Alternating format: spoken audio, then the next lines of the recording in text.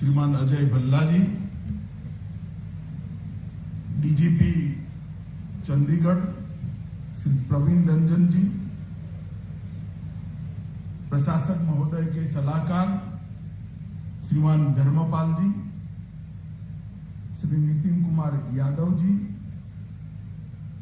Doctor SJ. Junaid जी और यहां पर साइबर स्वच्छता में अपना योगदान देने के लिए जुड़े हुए सभी साइबर सोल्जर भाइयों और बहनों और उपस्थित सभी भाइयों और बहनों, आज इतने सारे कार्यक्रमों का एक साथ यहां पर लोकार्पण भी है, शुभारंभ भी है। मैं 2 साल पहले चंडीगढ़ आया था। उस वक्त एक 20 मिनट के छोटे से भाषण में मैंने 8 बिंदुओं पर बात करी थी। मुझे इस बात का आनंद है कि आज 8 बिंदुओं पर कुछ न कुछ चंडीगढ़ पुलिस ने कर इसकी शुरुआत कर दी। सबसे पहले आग्रह किया था कि हाउसिंग सेटिस्फेक्शन रेशियो के अंदर बदलाव आना चाहिए। पुलिस के कर्मचारियों की जो ड्यूटी होती है वो सभी सरकारी विभागों में सबसे कठिन ड्यूटी है। मैंने राज्य में भी गृह मंत्री के नाते काम किया है और पुलिसिंग की कठिनाइयों को बहुत नजदीक से देखा है। एकमात्र सरकारी कर्मचारी ऐसा होता है जिसके ड्यूटी के घंटे निश्चित नहीं होते हैं, ना ओवर टाइम मिलता है। अहर्निश दिन रात समस्या के साथ जूझना पड़ता है। विपरीत छवि समाज जीवन में होने के कारण अनेक प्रकार की कठिनाइयों का सामना भी करना पड़ता है और कानून और व्यवस्था की परिस्थिति ऐसे समय में मैक्सिमम इसकी जरूरियात होती है जब पूरा देश और दुनिया आनंद और उत्साह के साथ अपने परिवार के साथ त्योहार मना रहा है। मानो होली है, उस दिन पुलिस कर्मचारी की ड्यूटी अनेक गुना बढ़ जाती है। रक्षाबंधन है, दीपावली है, लोहड़ी है, उसकी ड्यूटी अनेक गुना बढ़ जाती है। उसको अपने परिवार के साथ ये त्योहार मनाने की कभी भी इजाजत नहीं मिलती है। ड्यूटी उसको रोड पर लेकर आती है। काम के घंटे विपरीत होने के कारण सेहत पर भी असर पड़ता है। खान पान और एक्सरसाइज नियमित नहीं हो पाती है, इसका भी सेहत पर असर पड़ता है। ऐसे समय के अंदर परिवार की सुरक्षा और परिवार के साथ जितना भी समय पुलिस कर्मचारी बिता पाए, एक अच्छे माहौल में बिताए, वो बहुत जरूरी होता है।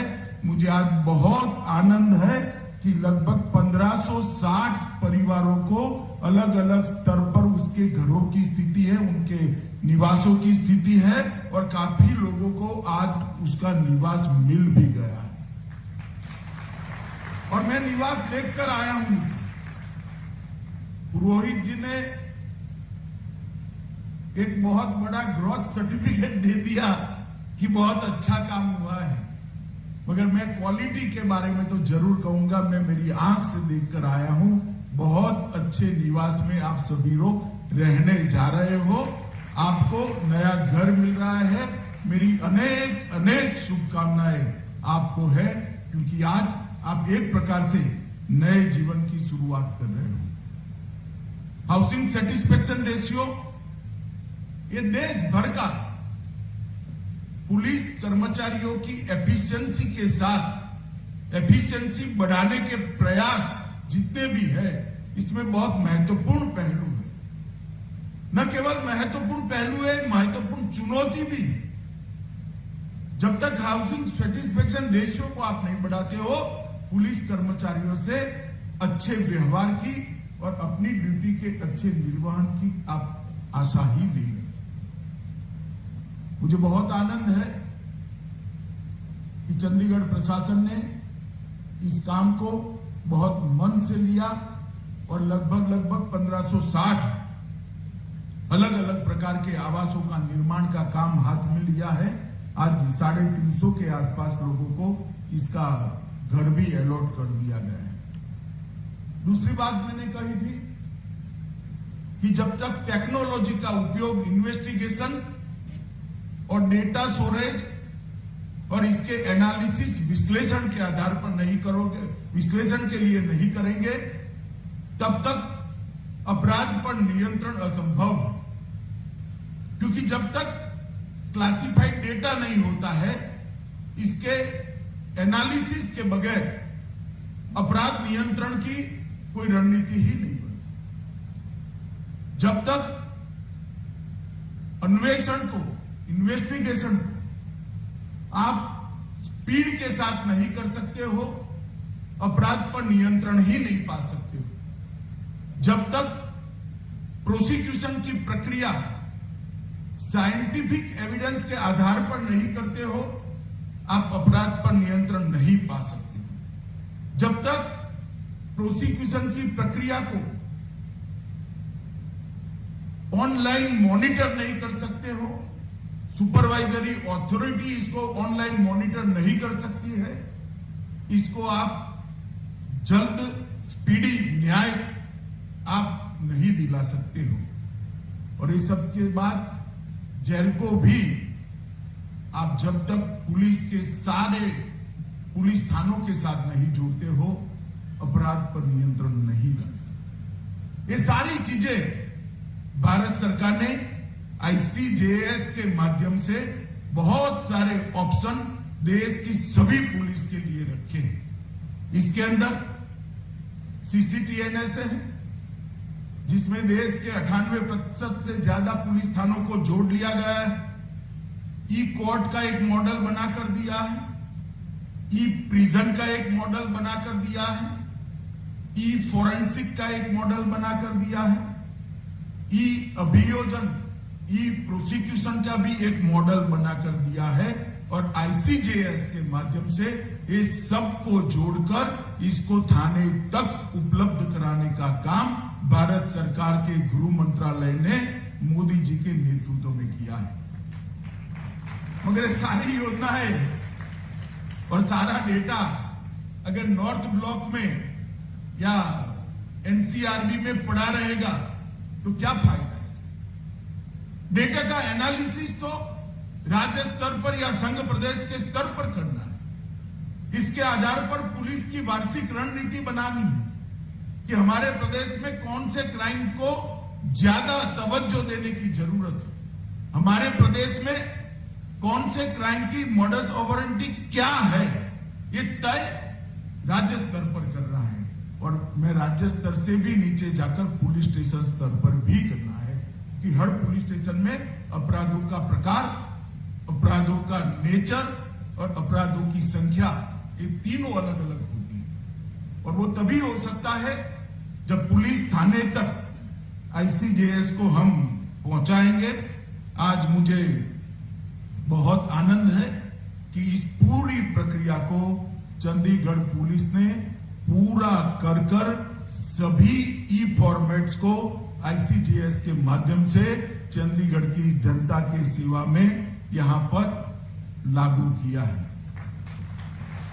एक एकीकृत शिकायत निवारण प्रणाली भी आज जारी की है। इसके माध्यम से ये जो हमारे साइबर सोल्जर है, वो साइबर स्वच्छता के साथ साथ इसको भी पॉपुलर करेंगे, इसका मुझे विश्वास है। और मैं प्रवीण जी को कहता हूं कि साइबर सोल्जर को ये सारा CCTNS हो या हमारा ICJS हो या एकीकृत शिकायत निवारण प्रणाली हो, इसका भी प्रशिक्षण साथ साथ देकर लोगों की जागरूकता के लिए उनको मदद करनी पड़ेगी, क्योंकि EFIR रजिस्टर करने की तो आपने शुरुआत कर दी, मगर जब तक लोगों को मालूम नहीं पड़ेगा कि पुलिस थाने गए बगैर, अपना 1 घंटा बिगाड़े बगैर FIR रजिस्टर हो सकता है, वो कैसे करें। और मैं इस सभी साइबर सोल्जर को भी निवेदन करना चाहूंगा कि आप इस सारी सिस्टम का एक थॉरली स्टडी कर इसको पॉपुलर बनाने में चंडीगढ़ प्रशासन की मदद करें। नॉलेज किसी भी क्षेत्र का हो, भविष्य में आप किसी भी क्षेत्र में काम करेंगे, नॉलेज के लिए किया हुआ परिश्रम कभी भी विफल नहीं जाता है। ये व्यक्तित्व को बहुआयामी बनाता है। और आपके लिए इतनी युवा अवस्था में चंडीगढ़ प्रशासन ने आपको सिलेक्ट किया है, साथ में जोड़ा है, आपकी ट्रेनिंग हो रही है, तो मुझे लगता है कि इसके साथ साथ आपने भी ये सारे कामों को करना पड़ेगा। नेशनल फॉरेंसिक साइंस यूनिवर्सिटी और चंडीगढ़ प्रशासन के बीच में, चंडीगढ़ पुलिस के बीच में एक MOU हुआ। मेरा शुरू से आग्रह है और मैंने पुलिस कांग्रेस में कई बार कहा है कि जब तक फॉरेंसिक एविडेंस के आधार पर प्रोसिक्यूशन की प्रक्रिया नहीं होती, दोष सिद्धि के दर को आप सुधार नहीं सकते। और इसके लिए बहुत जरूरी है कि 6 साल से ज्यादा जिसमें सजा है, हम आने वाले दिनों में IPC CRPC एविडेंस एक्ट के अंदर सुधार करने जा रहे हैं। इसमें इसका प्रोविजन करेंगे, परंतु मैन पावर कहां से आएगा? ना देश के पास इतना फॉरेंसिक के क्षेत्र का ट्रेन मैन पावर है, न इसकी सुविधाएं खड़ी हुई। परंतु जब कभी भी शुरुआत करते हैं, दिक्कतें तो रास्ते में आती ही है और दिक्कतों का रास्ता ढूंढना होता है। दिक्कतों से रास्ता बंद हो गया है ऐसे सोचते हैं तो कभी आगे नहीं बढ़ सकते। देश के प्रधानमंत्री नरेंद्र मोदी जी ने नेशनल फॉरेंसिक साइंस यूनिवर्सिटी की स्थापना की है और ये सभी राज्यों में, सभी क्षेत्रों में अपने कॉलेजेस को, एफिलिएटेड कॉलेजेस को खोलने वाला है और तब एक बहुत बड़ी मात्रा में मैन पावर उपलब्ध होगा और फिर हम कानूनन ये कर सकेंगे कि 6 साल से ज्यादा जिस भी दफा के अंदर सजा है वो सब में साइंटिफिक एविडेंस को हम कंपलसरी करेंगे। परंतु अभी चंडीगढ़ प्रशासन ने नेशनल फॉरेंसिक साइंस यूनिवर्सिटी के साथ एक समझौता किया है, जिसके तहत, इस समझौते के तहत एक train man power Chandigarh police को मिलेगा। जो बच्चे वहां से पास आउट होंगे, BSc होंगे, MSc होंगे, कोई फॉरेंसिक के कोई एक क्षेत्र में एक्सपर्ट होंगे, वो चंडीगढ़ पुलिस के साथ सहयोगी बनेंगे और चंडीगढ़ पुलिस अपनी FIR में इनके अन्वेषण, इन्वेस्टिगेशन में इसका उपयोग भी करेगी और प्रोसिक्यूशन में भी इसका उपयोग करेगी। मुझे विश्वास है इससे चंडीगढ़ पुलिस का दोष सिद्धि का दर है उसको बहुत बड़ी मात्रा में सुधारने में चंडीगढ़ पुलिस को फायदा होगा। मित्रों, आज चंडीगढ़ पुलिस का क्लेवर बदलने के लिए मोटरसाइकिल और गाड़ियों का एक बहुत बड़ा दस्ता, आधुनिक संचार सुविधाओं से लैस दस्ता आज दिया गया है। चंडीगढ़ जैसे छोटे सम प्रदेश के अंदर ये दस्ता जब घूमेगा तब मुझे विश्वास है चंडीगढ़ के लोगों में विश्वास के वातावरण की निर्मित होगी और इससे पुलिस पर का भरोसा भी बढ़ेगा और पुलिस को अप्रोच करने का विश्वास भी बढ़ेगा। मित्रों, आज सुबह से मैं चंडीगढ़ में हूं, कई सारी चीजों का आज लोकार्पण हुआ है। आज मैं इतना ही कहना चाहता हूं कि चंडीगढ़ केंद्र शासित प्रदेश होने के साथ साथ पंजाब और हरियाणा का राजधानी क्षेत्र भी है। यहां की कानून और व्यवस्था की स्थिति का असर एक संघ प्रदेश और 2 राज्य तीनों जगह पड़ता है। अगर यहां पर चंडीगढ़ पुलिस को एक मॉडल खड़ा करती है तो स्वाभाविक रूप से हरियाणा और पंजाब पुलिस को भी इसका फायदा होता है।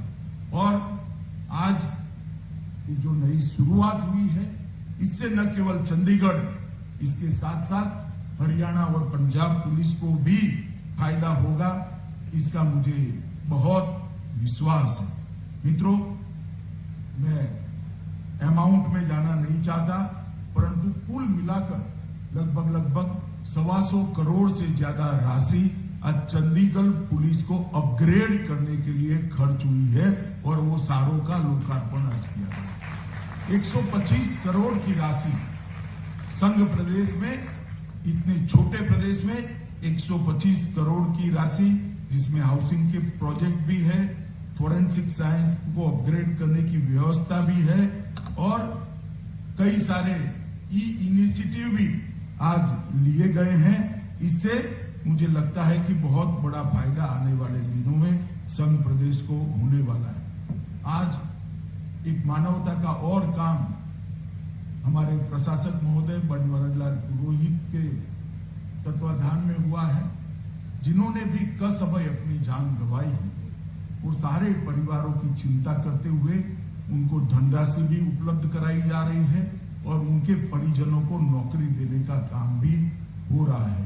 मैं मानता हूं कि ये बहुत जरूरी है, क्योंकि जो जवान ड्यूटी पर तैनात है उसको ये विश्वास होना चाहिए कि प्रशासन चट्टान की तरह मेरे पीछे खड़ा है। आज मैं चंडीगढ़ प्रशासन के सभी कर्मचारियों को एक शुभ समाचार भी देना चाहता हूं कि आज से चंडीगढ़ प्रशासन के सभी कर्मचारियों की सेवा की शर्तों को केंद्रीय सिविल सेवाओं के साथ जोड़ने का निर्णय भारत सरकार ने। इससे बहुत बड़ा फायदा आप लोगों को होने वाला है। एक सबसे पहले तो आपकी सेवानिवृत्ति की वय बढ़ जाएगी, 58 की जगह 60 हो जाएगी।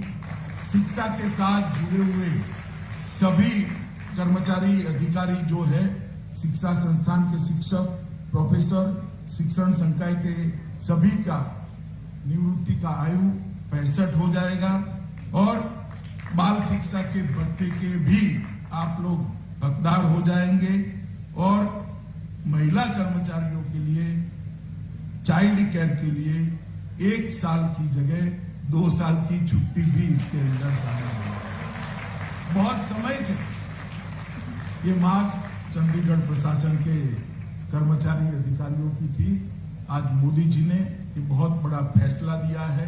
कल ही इसका नोटिफिकेशन निकल जाएगा और आप लोगों को नए महीने से, नए फाइनेंशियल ईयर से इसका फायदा मिलना भी शुरू होगा। मित्रों, जब से नरेंद्र भाई की सरकार बनी है, केंद्र में भारतीय जनता पार्टी की सरकार बनी है और मोदी जी देश के प्रधानमंत्री बने, अनेक क्षेत्रों के अंदर आमूलचूल परिवर्तन करने की शुरुआत, परंतु देश की इंटरनल सिक्योरिटी को स्ट्रेंथी बनाने के लिए, देश की इंटरनल सिक्योरिटी को समस्या विहीन बनाने के लिए और सारी दशकों से चली आई समस्याओं को निर्मूल करने के लिए मैं मानता हूं कि 7 साल में जितना काम हुआ है, इतना 75 साल में कभी नहीं हुआ। चाहे नक्सल प्रभावित क्षेत्र हो, चाहे कश्मीर हो, चाहे उत्तर पूर्व का नॉर्थ ईस्ट का थिएटर, सभी जगह पे जो आतंकवादी ग्रुप्स और हथियारी ग्रुपों के क्लैशेस की घटनाएं थी, उस पर एक प्रभावशाली नियंत्रण हमारे सोल्जरों ने, हमारे सुरक्षा कर्मियों ने प्रस्तावित किया है और एक संदेश कड़ाई के साथ भेजा है कि देश के नागरिक चाहे नक्सलवाद क्षेत्र में रहते हो, चाहे कश्मीर में रहते हो, चाहे उत्तर पूर्व के अंदर नॉर्थ ईस्ट में रहते हो, इनकी जिंदगियों के साथ खिलवाड़ न करने का किसी को अधिकार नहीं है, किसी को भी बख्शा नहीं है। और इसके परिणाम स्वरूप नक्सलवादी घटनाओं में बहुत बड़ी कमी आई। उत्तर पूर्व में ढेर सारे हथियारी संगठनों ने भारत सरकार के प्रोएक्टिव स्टेप को स्वीकार करते हुए भारत सरकार के साथ समझौते किए हैं। 9,000 से ज्यादा हथियारी उग्रवादियों ने सरेंडर कर अपने आप को कानून के हवाले किया है। मित्रों, 9,000 से ज्यादा परिवार आज आराम के साथ कानून पर भरोसा कर अपने आप को सरेंडर किए। और कश्मीर के अंदर भी आतंकवादी घटनाओं पर नकेल कसने में सुरक्षा बलों ने एक प्रभावशाली नियंत्रण प्रस्तापित किया है। इसको आंकड़ों को देखकर हमारे विरोधी भी नकार नहीं सकते। मोदी जी के नेतृत्व में आंतरिक सुरक्षा की जितनी भी चुनौतियां ये सभी को न केवल एड्रेस किया गया है, इसके परिणाम लाने का भी काम किया है। मैं चंडीगढ़ में खड़ा हूं, मुझे मालूम है कश्मीर से लेकर चंडीगढ़ वाया चंडीगढ़ हरियाणा तक नारकोटिक्स से पूरी जनता परेशान है। परंतु मैं आप सभी को एक बात कहना चाहता हूं कि जो मोदी सरकार ने अभियान चलाया है 2021 में 75 साल में रिकॉर्ड नारकोटिक्स और इनके रैकेट चलाने वाले को पकड़ने का काम नरेंद्र मोदी सरकार ने किया है। और मुझे पूरा भरोसा है आने वाले 2-3 सालों के अंदर नारकोटिक्स के खिलाफ हमारी लड़ाई हम चरम सीमा पर ले जाएंगे और किसी को इजाजत नहीं होगी हमारी युवा पीढ़ी को बर्बाद करने की, आने वाली नस्लों को नशे के अंदर नशे के गर्त में डुबोने की किसी को इजाजत नहीं होगी। ये नरेंद्र मोदी सरकार का एक दृढ़ निश्चय है। मित्रों, ढेर सारे काम आंतरिक सुरक्षा के क्षेत्र में हुए हैं, मैं इसमें ज्यादा आपको कहना नहीं चाहता। पुलिस कल्याण के बारे में भी, चाहे कोई भी सशस्त्र बल हो या यूटी के संघ प्रदेश की सारी पुलिस के कल्याण की बात हो, सबको नरेंद्र मोदी जी ने बहुत अच्छे तरीके से एक मानवीय दृष्टिकोण के साथ पुलिस कल्याण को गृह विभाग का एक महत्वपूर्ण अंग बनाया। मित्रों, ये साल, क्योंकि यहां ज्यादातर युवा बैठे हैं, ये साल जो है हमारा आजादी का 75वां साल। मैं भी आजादी के बाद ही पैदा हुआ, मगर आप जब पैदा हुए हैं तब आजादी का माहौल भी नहीं। हमारी युवा पीढ़ी को इतिहास को पढ़ना चाहिए और इसीलिए आजादी के संघर्ष को युवा पीढ़ी को रूबरू कराने के लिए मोदी जी ने तय किया है ये वर्ष आजादी के अमृत महोत्सव के वर्ष के रूप में मनाया जाएगा और हमारे देश भर के युवाओं को आजादी प्राप्त करने के लिए जो कड़ा संघर्ष हमारे पुरखों ने किया है वो संघर्ष से परिचय कराया है।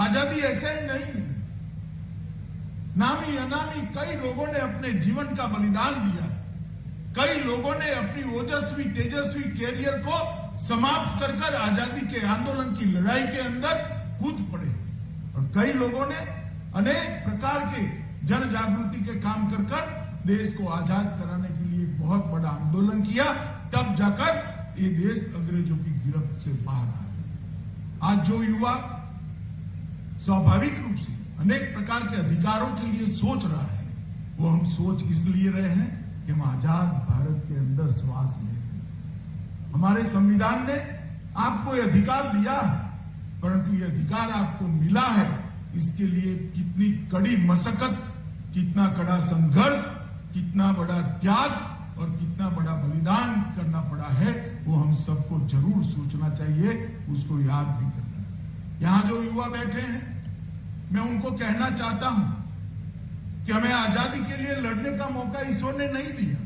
कैसे लड़ सकते हो? देश आजाद हो गया, हम सबका जन्म ही आजादी के बाद हुआ है, मगर देश के लिए मरने का मौका भले न मिला हो, देश के लिए जीने का मौका ईश्वर ने हमें जरूर दिया है और वो आजादी के अमृत महोत्सव के माध्यम से हर एक युवा तक पहुंचाने का लक्ष्य। और इसके साथ साथ मोदी जी ने हर क्षेत्र के अंदर 75 वर्ष के इस वर्ष में, आजादी के अमृत महोत्सव में, इसको संकल्प वर्ष का नाम दिया है।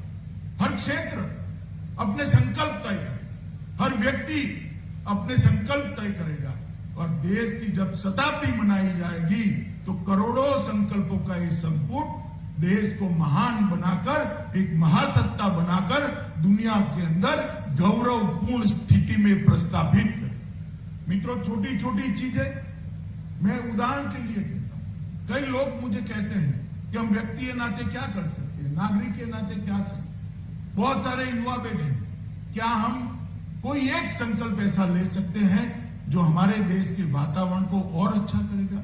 जैसे एक छोटा सा बच्चा भले 6 साल का हो, अपनी मां की प्रेरणा से संकल्प कर सकता है क्या कि मैं मेरी थाली में जूठा अन्न मेरा पूरा जीवन नहीं छोड़ूंगा, पूरा खाना मैं खाऊंगा, इतना ही लूंगा जितना खाना है। क्या यहां बैठे हुए युवा तय कर सकते हैं हम ट्रैफिक के नियमों का कभी उल्लंघन नहीं करेंगे? क्या हम जीवन में प्रण कर सकते हैं कि भारत के संविधान ने और विधायिका ने बनाए हुए किसी कानून को नहीं तोड़ेंगे?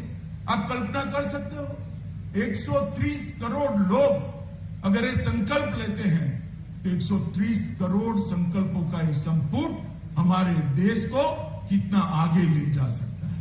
एक कल्पना लेकर इस संकल्प के वर्ष के अंदर हमने संकल्प लेकर देश के लिए जीने की शुरुआत करनी चाहिए। इसी तरह से हर प्रशासकीय इकाई, छोटी सी नगर पालिका हो, म्युनिसिपल कॉर्पोरेशन हो या चंडीगढ़ प्रशासन, हर क्षेत्र के अंदर अपने लक्ष्य तय करने चाहिए।